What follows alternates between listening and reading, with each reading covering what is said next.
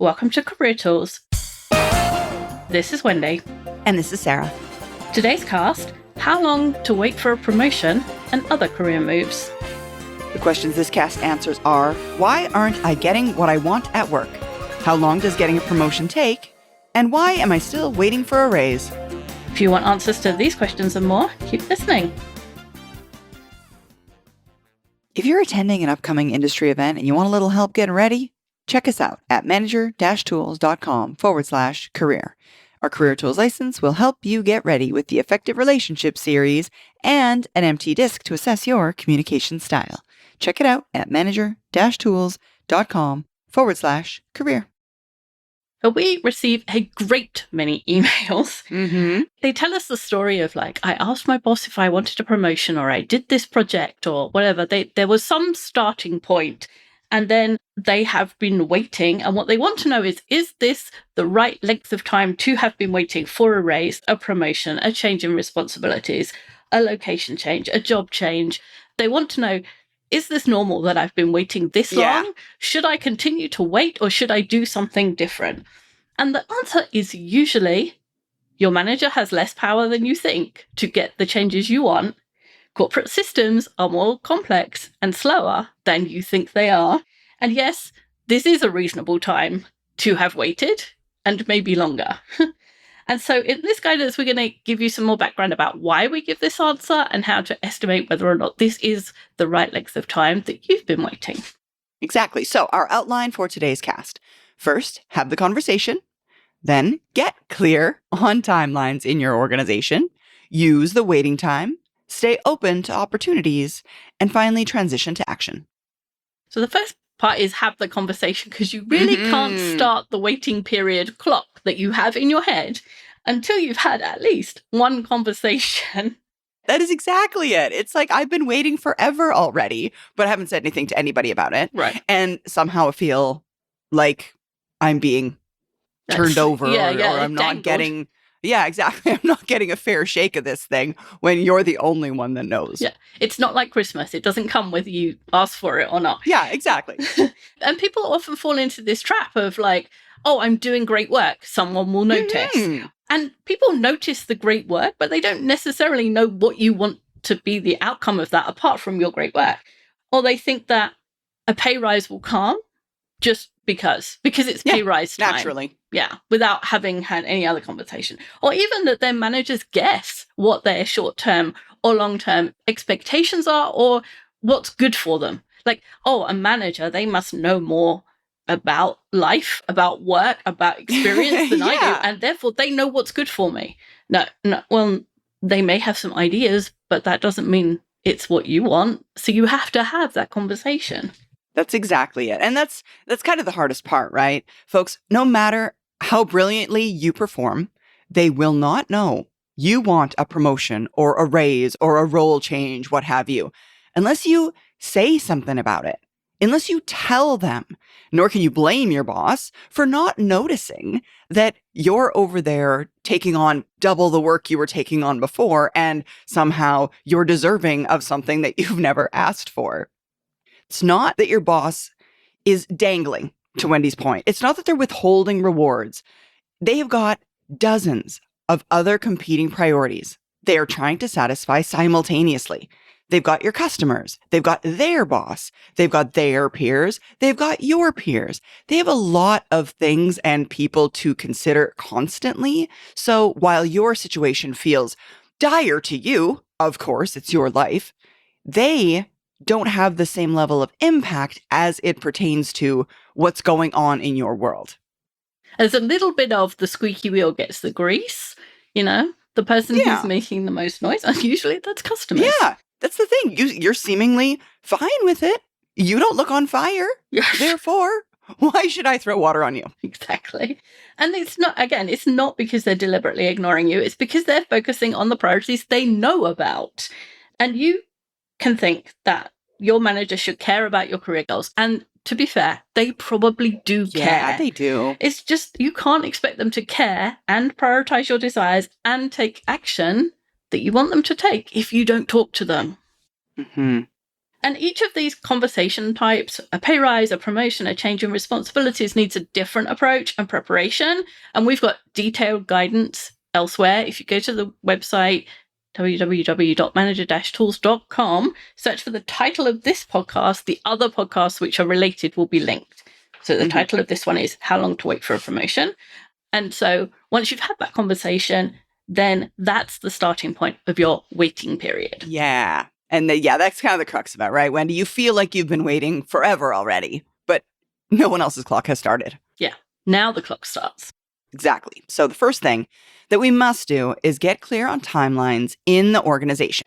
So folks, many of these big changes in your organization are going to take more than one conversation, a pay rise, a promotion, a change to a different department, what have you. It's going to take more than one quick chat. And at least one of the conversations should be about the reality of timelines in your organization. Now, let us help your boss out, though, by giving you a little bit of the commonly misunderstood goings on within organizations that are also pushing on this same type of change. Every organization will be different, but these are the very common things that people misunderstand. Firstly, your boss cannot promote you, give you a raise, or make a major change to your responsibilities, which probably, especially for the people at the beginning of their career, comes as a shock to them because they think their manager is all powerful. Exactly. Which is true.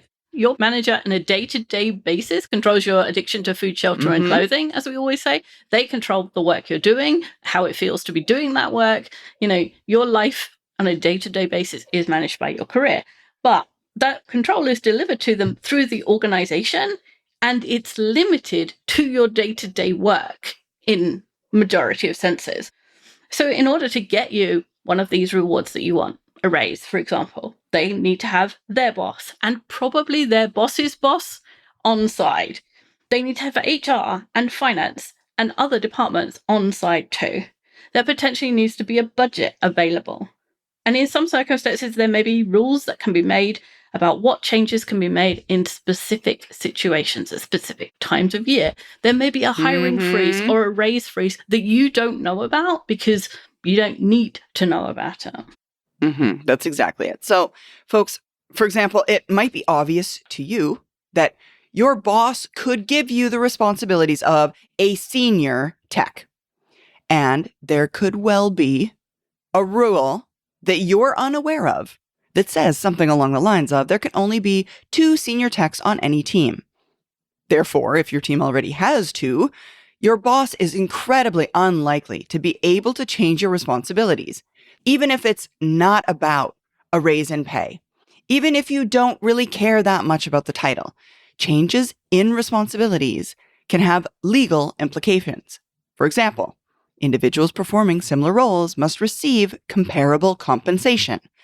While most of us support the idea of salary equality in principle, our tolerance often diminishes when it conflicts with our own interests or goals.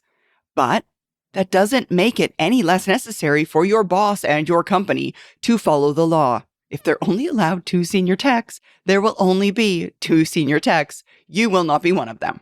Yeah, not everything has legal consequences, but you can see how giving people different responsibilities when they're paid different amounts, even if you think, I'll do the responsibilities, I don't want the pay rise, which would be odd. But anyway, the company has to be cognizant of their legal responsibilities and other things like maybe the rule of 2 senior techs is just a rule in your company, but there's a reason for it somewhere, even if it's not one you agree with, and it's still going to influence what your boss does. Okay, so now, next, folks, your organization has got a rhythm.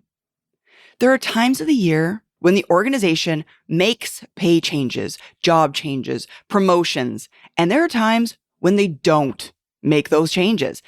It's incredibly unlikely that changes are going to occur during a particularly busy season for the company as a whole or specific departments. Finance is not very likely to make salary changes when they're busy finalizing the accounts at the end of the tax year. It doesn't matter how exceptional you think your circumstances are, and they may well be exceptional. It's just unlikely that the rest of the organization is going to agree with your specific situation when there's so much other things going on that are frankly larger and of greater importance to the organization as a whole than your personal situation. And you may see other people getting what you want in those busy times, but maybe those other people are EVPs and you're just an individual contributor. There is organizational politics and weight and all sorts of things going on. And if you are an individual contributor or a first line manager, the likelihood of finance being willing to do things out of turn for you is lower than perhaps it is for the EVP. Exactly. The EVP or the other person could have been waiting 4 years already. And your situation seems really urgent to you. You've been waiting a year. And also, there's other situations or other circumstances in those situations you can't see. You don't have insight into. It could look like, to your point, Wendy, you're being passed up. Other people are getting it. And it might have other circumstances that you're unaware of, which are the cause. Next, there are requirements for changes. So in order to present the case to his boss that you should be promoted, your boss has to satisfy whatever those requirements are. At a minimum, that's satisfying his boss's personal thoughts about what are required. But the bigger your organization is, the more likely there are formal or specific requirements for making changes, like giving someone a promotion. And you can help your boss out by finding out what those requirements are and providing evidence that satisfies those requirements, which is a lot of what we talk about in, I think, the now 8 chapters of how to get promoted. That's why it's 8 chapters. But don't think, though, that you could leap over these requirements. Again, as an individual contributor or a first-line manager in a big company, it's just, I hate to say you're a cog in a machine, but to some extent, you're a cog in a machine. And the smaller the company, the more likely it is that there's some flexibility on this. But the bigger the company, the less likely there is. That's why government organizations move so slowly. It's because they're the biggest kind of companies. That's exactly it. There's got to be so much more process and procedure and rigor because there are so many more people. And it slows things down. And again, it could be that. Now, folks, there's also the misunderstanding we sometimes have that your boss has priorities and you may not be at the top of the list right now. That is, there are few things more frustrated than being told that another person is ahead of you in line for a promotion or a raise, but it doesn't mean it's not true. Your boss only has a certain amount of organizational political capital, and they're going to spend it in order for the causes they believe are most important, as opposed to ones that they believe are slightly less important. Therefore, you have a hand in increasing your own level of importance. Your job is to build a relationship with your boss so that when you ask your boss for stuff, you have more influence on that political capital. If you are not spending time working with, having a good relationship with your boss, you can't expect them to go out on a limb for you when other people are making an effort to have better relationships with the boss, and therefore the boss is more willing to go out on limbs for them. And again, this is for the technical people, this is the it's not fair piece, because why should I have a relationship? Why should I work on being friends with my boss? And I put friends in inverted commas because that's not really what's happening. Why is this political stuff more important than technical skills? I can't tell you a good reason that will satisfy you, but I can tell you it's true. And this is, as Mark sometimes says, reality tools. We could tell you it's not true, but it's true.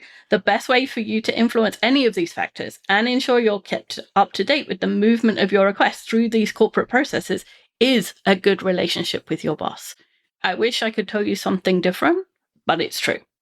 They are your direct line to information about your request's progress, and they're the one who can influence the process, the outcome. And so if you want to influence the influence, you have to have a relationship with your boss, which means more than email. Yeah, it does. It means more than email. And folks, you'll be frustrated. There are definitely moments in this process that will cause you to elevate your level of frustratedness, let's say. And it's important that you stay professional in your interactions, even when you're frustrated. The last thing you want to do right now of all times is to further damage your relationship with your boss right before they deliver good news about your request. Imagine, just imagine that you send an angry email, scathing review of their lack of support of you, only to receive a response that says, "Good news, your promotion was approved," 5 minutes later. Now, don't you feel like the jerk? So, essentially, keep a level head. It's going to be frustrating. It will be. Keep a level head.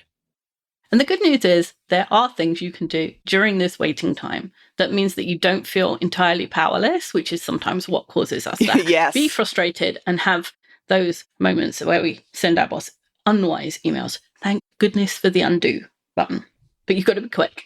So use the waiting time. Time is going to pass anyway, as they say. So operate on 2 parallel tracks. The track where you're waiting for whatever it is that you want, and a track that works to alternative solutions. So, for example, if you're seeking new job responsibilities, you really want that senior tech role, you don't care about the title or the money, but you just want to do those more exciting tasks, you might ultimately need to change organizations because your boss can't do it. And during that waiting time, you can work on your network and your resume, and you can gather information about the way other companies do those roles, about companies around you, about what it pays, all of those pieces of information that go into whether or not you choose to move. That is something that you can do while you're on your parallel track, if you will. And there are plenty of other activities that will both build your internal case as well as preparing you if you need to change companies.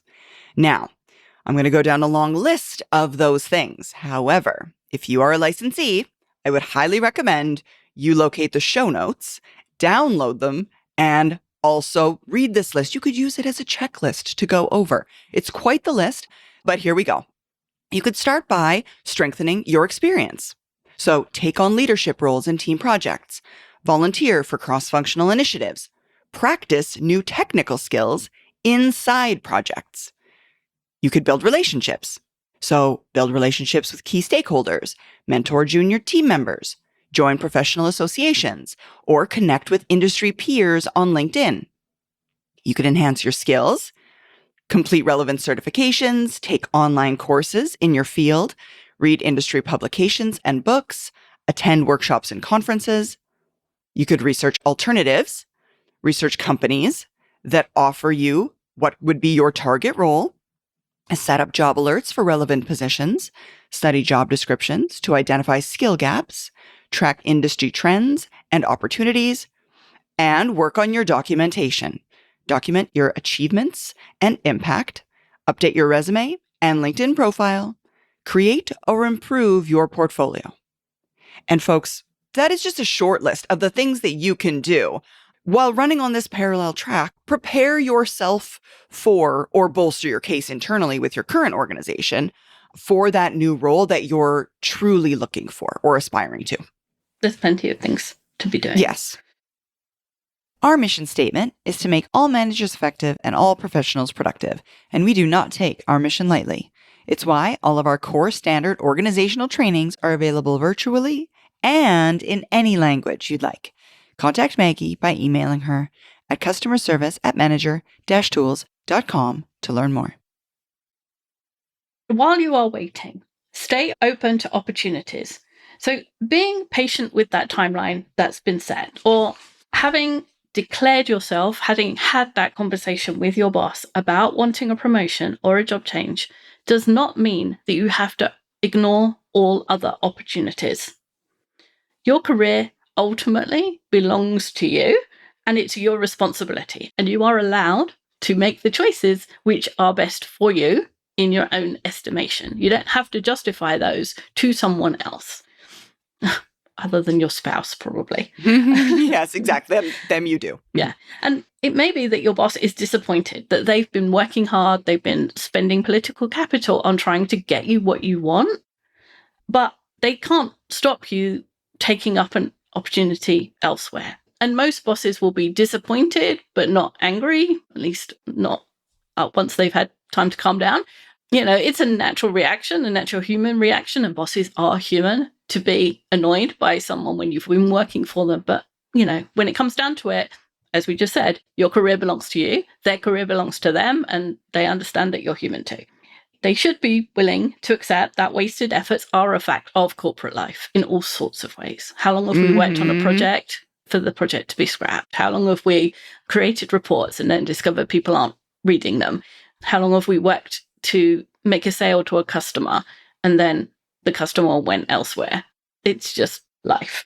And expressing your gratitude for their work, even if you don't actually use it or get to use it, will go a long way to maintain and restore your relationship. And that relationship is still important. We've talked before about not burning bridges. Even though you may be leaving the company or leaving that team, your relationship with that person is still important and in some respects useful to you. So you don't want to burn it. Be grateful for what they've done and express that gratitude. And I will say, Wendy, while your boss may be frustrated that they've been, in this case, helping you work on getting that next promotion and they couldn't do it in time and you left anyway, I assure you they'll be less frustrated in this instance than they'd be frustrated if they knew that for 3 years you hadn't voiced your desire to move up. They hadn't done anything and you left and they discovered, oh, you've wanted this other role and you never said anything. And so I didn't do anything. And you left because you thought I wasn't helping.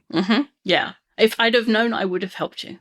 Yeah. I mean, your boss is going to be frustrated regardless of the reason you leave or when you leave. It's not about the timing or anything really. It's about the fact that you are a great addition to their team and they don't want to lose you. So it's that. I'd rather you say something so they can at least do everything in their power to try and make it so before you just leave out of your sheer frustration that your boss or your organization isn't doing anything for you. That's a really good point.